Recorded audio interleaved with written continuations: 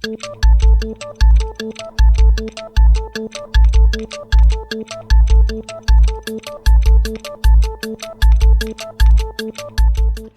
everyone, and welcome to the Daily Signal's Top 10, where we're counting down the top news stories of the week, many of which misreported or maybe underreported by the mainstream media. And here to break all of it down for us is my colleague at the Daily Signal, senior contributor Jarrett Stepman, and our other colleague at the Heritage Foundation, Jenny Montalbano. And as you can tell, we are already in the Christmas spirit. This is our last show of the year, so enjoy the extras that we have on today. All right, let's get started, shall we?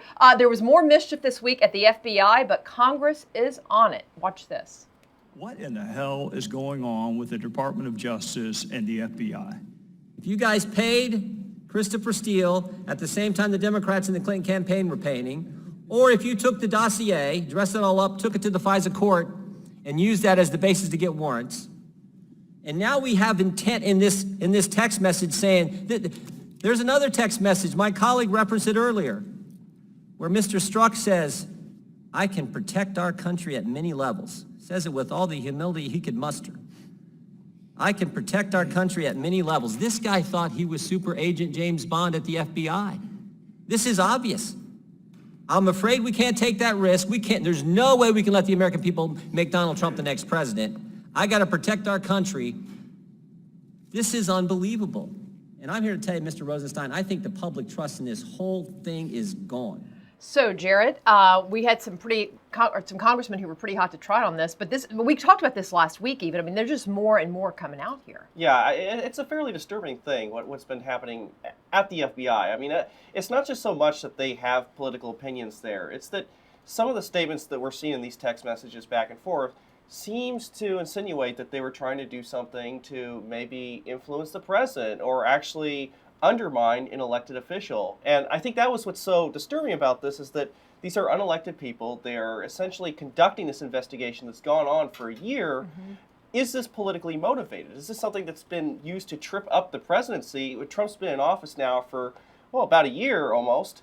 And we've had these Russia investigations the whole time. Is this something being conducted by the agency, by agents who have a political agenda? I think that's what people are worried about. Yeah, I mean, because generally people say, well, look, everybody has an opinion, FBI agents included, they have the right to vote. And that's fine, but they're all professionals. Right. But there's very little professional about these tweets. These are not just people doing their job. Yeah, no, we're all human. We all have opinions. We're not robots. This is understandable. But these are people we're trusting to do the job they were hired to do. They're not doing it. They talk all of this game about collusion with Russia. I think the real collusion is in the FBI. They need to give it a harder look, get to the bottom of it. This investigation has completely turned inside out. All of the focus, we're talking about the people who are supposed to be doing the investigation, not what they originally intended to do. I think it's time to reevaluate and consider if other steps need to be taken. Well, and the millions of dollars of dollars that are being spent, taxpayer dollars, by the way, on this investigation that, as you've pointed out, Jared, has really brought forward nothing at this point. All right, we'll talk about collusion further. How about the mainstream media? Take a look at this clip of montage of clips from networks across the span. Watch this. I would just say, Sarah, that journalists make honest mistakes, and that doesn't make them fake news. But the question that I have... When journalists make honest mistakes, they should own up to them. Sometimes, and a lot of times you don't. But there's a difference. There's a very big... I'm sorry, I'm not finished. There's a very big difference between making honest mistakes and purposefully misleading the American people, something that happens regularly. You can't say, I'm not done. You cannot say... You cannot say that it's an honest mistake when you're purposely putting out information that you know to be false, or when you're taking information that hasn't been validated, that hasn't been offered any credibility, and that has been continually denied by a number of people, including people with direct knowledge of an instance. This is something that... I'm speaking about the number of reports that have taken place over the last couple of weeks. I'm simply stating that there should be a certain level of responsibility in that process. So a report came out, Jenny, saying that 91% of the media coverage of President Trump has been negative. 91%. But of course, these are all professional, unbiased people as well, right? Not biased at all. This is absolutely insane. This is also why President Trump won, right? They keep feeding into this. He's been in office now almost a complete year. The media still hasn't learned their lesson. He is able to completely puppet master them because of their behavior. This is not going to change. And in fact, I think every time they feed into this, you have Jim Acosta, completely inappropriate with Sarah Huckabee Sanders, they're basically contributing to his 2020 re-election campaign. They're just proving how out of touch they are. Jared, do you think that, why can't they kind of get past it? Well, I think they can't get past the fact that they portray themselves as the objective media. There was an incident this week in which Anderson Cooper's Twitter account was hectoring President Donald Trump after he made a statement. And it was interesting because, of course, they said, well, it was his assistant. And they made some excuse like, well, his assistant's phone was stolen. When it's looked pretty clear to me that, oh, it's just assistant had his account and accidentally tweeted out some anti-Trump stuff. Why can't they just be straight shooters about this and admit what they are and who they are? They're very liberal. They're biased against the president.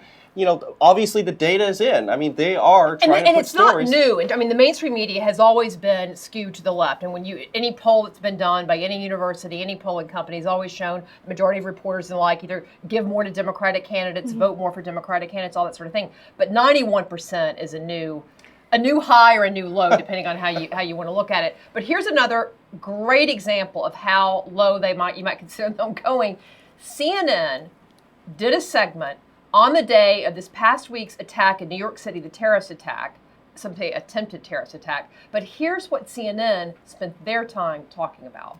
What does a day in the life of President Trump look like? On one level, the New York Times giving us some insight, including his daily regimen of watching up to 8 hours of TV and drinking as many as 12 Diet Cokes. So, Dr. Samantha Nazareth joins me now. She is a board-certified gastroenterologist, and so we have got, just to show everyone, it's one thing to say 12 Diet Cokes, 12 Diet Cokes, right? If we're saying, according to the Times, that he drinks this many, what does this do to the brain and the body every day? So, how many Diet Cokes the president drinks on average a day? That's a big, big story, apparently. Yeah, exactly. It kind of shows the priorities of the media and how different they are from what the actual important things are facing this country. I mean, here we have, and this is just one of many examples, where the media runs the story, and of course they discuss how this potentially affects Trump's judgment and things like that. And this is just a story that, frankly, I don't think the American people care about. We really shouldn't care about how much Diet Coke the president drinks. But it's something that the media continually plays up. It's as if everything they need to do to say, well, we got to trip up President Trump. We've got to make him look bad. We got to say he's maybe not thinking straight because it's Diet Cokes. I think most American people see through it, which is why the ratings of the trust level in the media is so unbelievably low. Yeah, I loved, we were talking before we got started here, Jenny, about how the anchor Brooks asked the doctor, who's a stomach doctor, basically, or a gastroenterologist, I think is what she was. But the first question she says is, how do you drinking all this, what does that do to somebody's brain? Well, why would this doctor know that? I mean, but clearly that's immediately where they wanted to go. Right. She, from the first question, led where she was trying to go with it. Look, I think we can all agree that 12 Diet Cokes, that's a lot. But is that a newsworthy story when there's an attempted terror attack going on in New York? I think most reasonable, rational people would say no. And if I were working at CNN, I think I would have to question whether or not that was a massive, massive waste of time. And on that note, if they're going to discuss his drinking habits, why not talk positively? He's been very open. He doesn't like to drink alcohol. His kids, for the most part, have been scandal-free. They're great. Why not talk about that side of things? But no, let's focus on 12 Diet Cokes when there's a terror attack. Yeah. Amazing stuff. All right, well, sticking with the media, that theme, let's go talk about the FCC, which this week announced that it's going to be repealing net neutrality rules. And our own Rob Bluey sat down with the chairman of the FCC to talk about it. Take a look.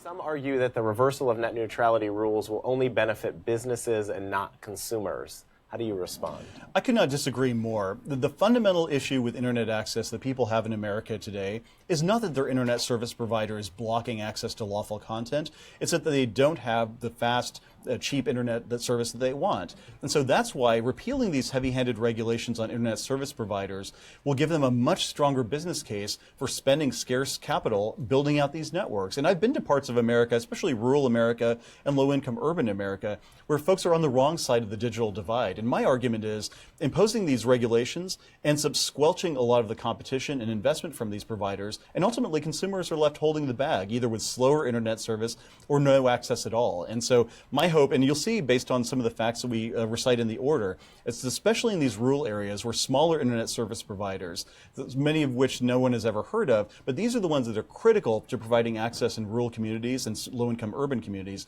Those are the folks who are the most harmed by some of these heavy-handed regulations. So the left has really been flipping out about this, Jarrett. First of all, explain kind of what's at stake here. What's a debate over net neutrality even about? Yeah, and to a certain extent, it's a debate over the intrusion of government into the internet industry. And obviously, net neutrality is an issue that is very complicated, even for those who study it. And generally what it is that net neutrality forces internet companies to open up everything that's on the internet. It has to be shown equally to everyone. So now under these rules, once they're gone, essentially, internet providers can essentially bury small sites or things that aren't very relevant, essentially make it, you have to pay to see them and things like that. So essentially allows internet providers to prioritize what they're showing. But this in no way ends the internet as we know it. This in no way is going to impede your access to good content on the internet. And in many ways, actually, the ending of net neutrality helps a lot of smaller companies who have more innovative ways to bring their products and whatnot to the American people. It makes people have to compete. It makes people have to compete. To show up higher in rankings and all that Exactly. sort of thing. And net neutrality essentially basically regulates them in the way that we regulate the old telecom companies, PacBell, things like that. So to a certain extent, this just ends a lot of the government restrictions on the internet. But certainly from the reactions that you're seeing from the media, they're making it seem like this is the end of the internet as we know it, even though these rules went into place 3 years ago. There was certainly internet before 3 years ago. And the overreaction to this, something that not a lot of people even understand, has been so over the top. I mean, it's been absolutely ridiculous. We've seen death threats against the FCC chairman. I was going to say Chairman and his family. I mean, they've done all sorts of crazy stuff outside of his house. He's got young children coming in and out. They've been threatening his children. Even at this hearing where they voted on ending net neutrality, there was a bomb threat, and they actually had to evacuate this hearing because they were going to be having this vote. So I think the overreaction to this, and I have to say a certain amount of demagoguery on the part of a lot of left-wing activists is a very frustrating thing to see. I mean, I'd certainly look. I mean, and you have some liberals complaining now that an obscure board is making these decisions. I'd say, look, if you don't like the fact the FCC has made this decision for all of us, maybe you should complain about the problems of the administrative state, the fact that so many decisions are made by these bureaucracies. That would be a bigger target to look at this time. But if it's just in this one case, I mean, it's a little bit hypocritical to say, well, these obscure agencies should be making decisions about this, but not when it goes against what we want. That's the end of democracy. Right. It's ridiculous. Well, this is a story that's going to continue to go on because I'm sure the protests are going to continue to go on. But let's go down to, this is a sad story about a lawmaker, I believe in Kentucky, who committed suicide after being accused of sexual assault. Watch this.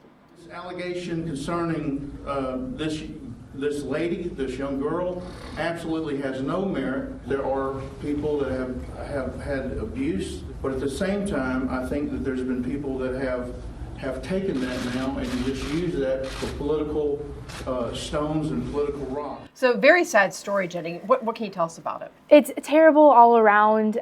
This state representative was at the center of a sexual molestation investigation. No criminal charges were filed. He is the father of several children. He is a pastor at his church, great community guy, it sounds like, and recently this week he committed suicide, and obviously the family is in shock. The governor of the state has come out on Twitter asking people to respect the family, to show some kindness and sympathy in this.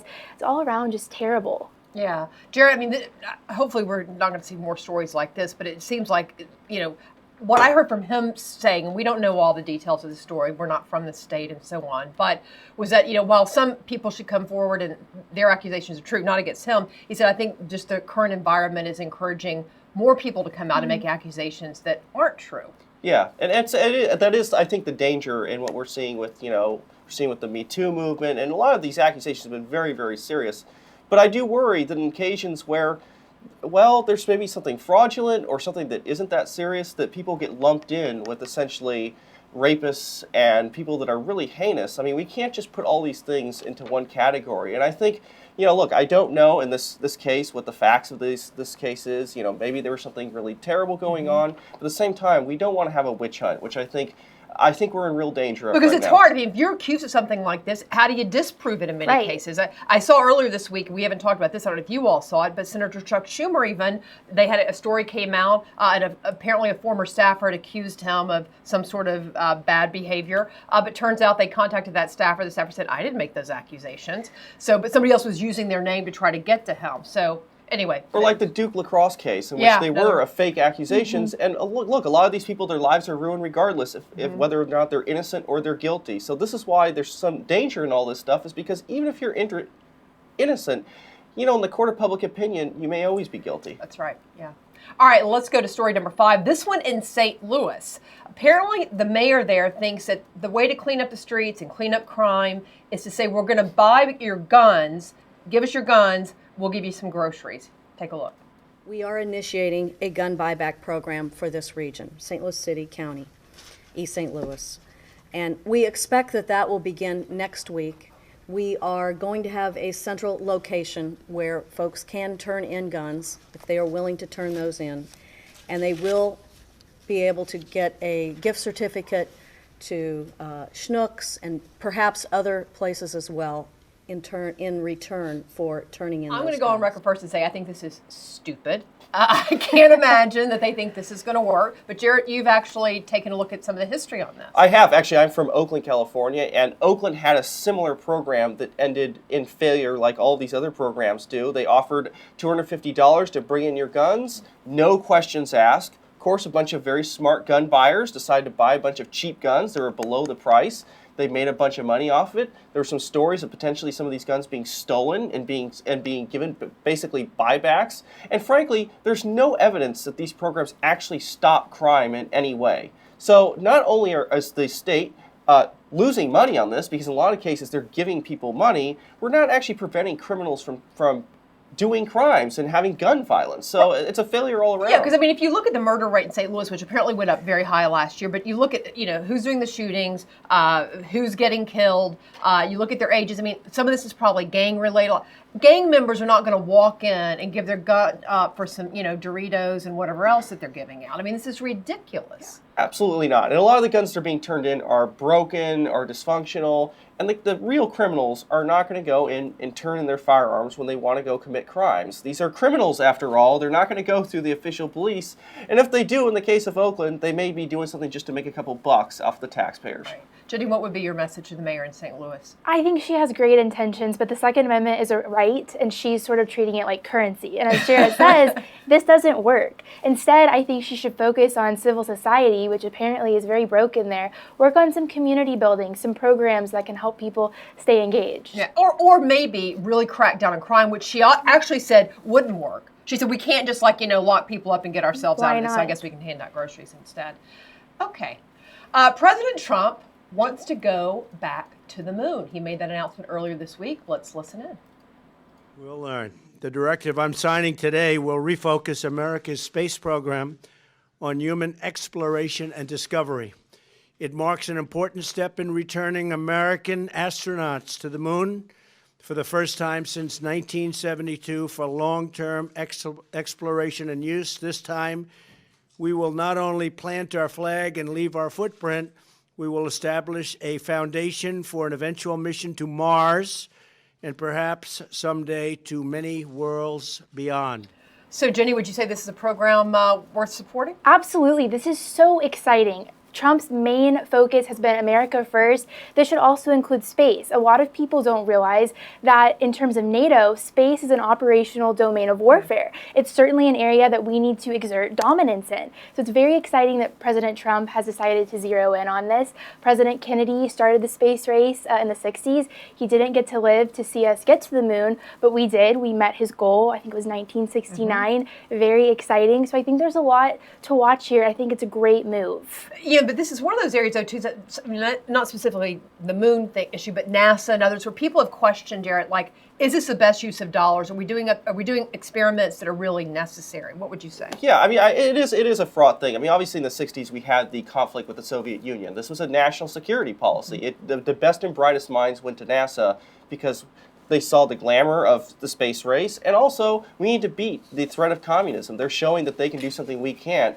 We're going to show them. And so in the terms of, look, China's thinking of sending a man to the moon, things like that, it is important, but it doesn't mean to say that there haven't been incredible advancements in the private sector in really monetizing space and seeing what opportunities there are, because at the end of the day, that's what's going to make space available to Americans and to all people on this planet, is to say we can make this useful. We can turn this into something that's useful for everybody. It's kind of the new frontier. It's kind of what we're about. So these big programs, they've paved the way, and let's hope the American people follow in its footsteps and start to actually find things that are useful in space and create more and more so that we actually have those things available. President Kennedy shot for the moon. President Trump is going for Mars. It's going to be very interesting to see what happens. Indeed, it will. All right, well, let's go in our little Christmas spirit here. Let's take a trip up to Boston University, where a professor there is saying that the song Jingle Bells may be racist. So, Jerry, you're kind of our resident expert. What is going on at Boston University? I mean, this is just quite unbelievable. I mean, the professor tied this particular song to a 19th century town, said, well, there may have been some racism, it was antebellum America, and basically tied it to minstrel shows. It was very kind of confusing, quite frankly, and honestly, nobody thinks of Jingle Bells as a racist song. Nobody. And unfortunately, we see these things on college campuses. Now, are we not going to be able to sing Jingle Bells? I mean, nothing in the song sounds to be racially prejudiced. It's about, sleigh ride through the woods. What's going to be next? Are we going to go after White Christmas? Are we going to go after these other things? So it's sad to see these things that nobody associated with something terrible that we see our public universities go and take a hatchet to. It's just, if there's a war on Christmas out there, well, I guess this is it. Alive and well, apparently, Boston University. Yeah. So. Okay, here's a good story, a happy story that's a Christmas story. United Airlines is sending sick children to the North Pole. Watch this. As a part of United Airlines' annual fantasy flight, they boarded with teddy bears and passports in tow and took to the skies with a singing Christmas tree, elves, candy, and snacks. Terrence Burr signed up to volunteer this year, but first took the flight 2 years ago with his daughter, who is battling leukemia. Especially just all it takes is one day, and it gives them hope. And a day like this gives the kids a lot of hope. My daughter likes it. She has a factor 7 hemophilia, and she's enjoying the flight. It's her first time flying, and she's happy, and as you can see. So a lot of airlines have gotten a lot of negative publicity this past year, Jenny, but this is a really cool thing United did. This is a great story. We need more stories like this. United's actually been doing this for a while, and what they do is they take children who are sick, who are in hard times, they put them on a plane. A lot of these kids have never been on a plane before. It's all decorated. Sometimes they land back at the same airport, but at a different gate. They get to do face paint, arts and crafts. It's sort of this magical transformation, and I think a really cool aspect of this is how grateful the parents are to be able to give their children such a unique experience so close to Christmas. Yeah, and this happened in several locations, yes. My understanding. It's not just like one airport. Yeah, absolutely. I guess it's good for United, which has kind of had a bad year, I'd say, in doing something like this. And I mean, look, a lot of people do this. They're volunteers. They show up. They get donations to pay for the cost of these things. And it's great for these kids who, they don't have a whole lot of opportunities to do something fun outside of their lives, which are spent in hospitals and things like that. To have this one opportunity, it's a really nice thing to see. It shows, look, in this country we have, so much wealth. We have so many things that we can do this for these sick children. It's what, kind of makes this country a good place. It does. A good feeling story. All right, well, this is our last show of 2017, and so we thought we'd talk about kind of what our favorite moments of 2017 were. Interesting side note, we looked at what some of the most searched words were of 2017 on the internet, and they were Tom Petty, Matt Lauer, I'm heading in the right direction here. And Hurricane Irma, also a bad news story. The Tom Petty was a sad story, but many people liked him. But nonetheless, those are the big search terms. But let me ask you guys, Jared, what was your favorite moment of 2017? Well, so my favorite moment, and I'm the biggest Andrew Jackson fan. I've written about him. I've talked about him. I'm a huge fan. So when President Donald Trump visited the Hermitage, and he went to Jackson's tomb and put a wreath there, that was just such a big moment for me to finally see a president after years of presidents not visiting the Hermitage, to finally see a president there was great. In fact, the last one was Ronald Reagan. And if you've been to the Hermitage, they actually play that up quite a bit, that Reagan came to visit. So I'm so happy for the Hermitage. It's great that he's kind of making this tie to Andrew Jackson, a president I think, you know, kind of people are forgetting about and have lost kind of respect for, that Jackson's kind of been brought back by Trump. I think was a really great thing for me, especially as somebody who studies history and loves this. This was definitely my favorite moment of this year. And you also got to interview Brian Kilmeade on his book about Andrew Jackson. And I certainly did, which is a very great book. It's called Andrew Jackson and the Miracle of New Orleans, which is, the Miracle of New Orleans took place in January 8th, so kind of soon now, a big anniversary. It used to be really celebrated in this country. So it was definitely a good book, and I'm glad that Andrew Jackson is back. Jenny, what were your favorite moments? I had a couple of favorites. In February, I flew up here. I got to see President Trump speak at CPAC. It was really incredible because a couple of friends had gotten there early enough where we were right up front and sort of at an angle behind him, so we could actually see his teleprompter. And I can tell you, they would throw up a couple of bullet points on the Second Amendment or the Supreme Court, but then there'd be just all of this space. And that's just him ad-libbing, going for it. So what you see is what you get. And that was really cool to see in person. I also really enjoyed Speaker Ryan coming to Heritage. When I was in high school, he was one of those people that I looked up to, saw as inspirational as a young conservative. So kind of seeing him here talking with Dr. Follner, who's obviously the president and founder of where I now work, was a really exciting moment. Okay, and on a personal note, we have to give Jenny a shout out because she's from Houston. Yes. Big Astros fan. Huge Astros Big fan. moment for you. Big moment for the city. That was incredible. I got to fly back home for one of the games. That win will never be forgotten. I think the city is still on a high. It was really incredible for Houston. Good. Well, Happy New Year to both of you. Merry Christmas to both of you. Merry Christmas. And we want to say Merry Christmas and Happy New Year to all of you out there as well. Thank you for joining us this week and for joining us all year. We will be back here at 2018 and hope that you will too. But for now, we're going to leave you with a clip from the Army-Navy game last weekend. And if you didn't see it, this will give you chills.